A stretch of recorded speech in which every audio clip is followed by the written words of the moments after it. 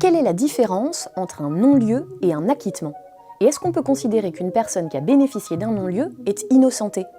Alors, première différence, un non-lieu et un acquittement n'arrivent pas au même moment d'une procédure pénale. Le non-lieu arrive avant le procès, pendant l'instruction, c'est-à-dire la phase d'enquête préalable.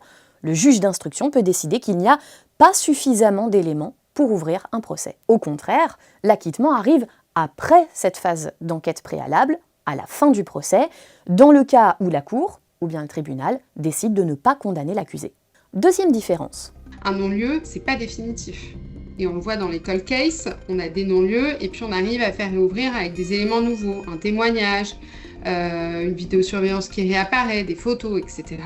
Jusqu'à ce que la prescription soit acquise évidemment sur les faits. Alors que l'acquittement, une fois le délai d'appel passé, c'est définitif, même si derrière, 10 ans plus tard, vous avez des aveux.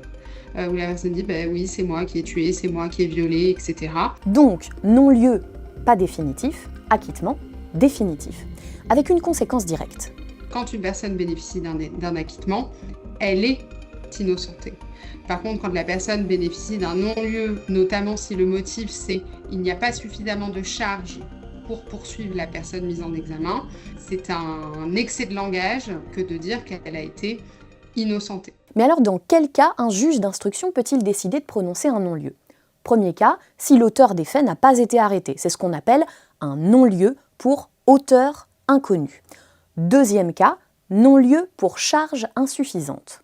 Ça veut dire, j'ai des éléments, des expertises médicales, physiques et psychologiques.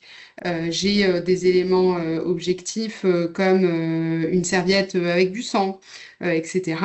Mais au cours de l'instruction également, j'ai des éléments à décharge parce que y a d'autres témoins qui disent non, moi je l'ai vu partir main dans la main avec cette personne, etc.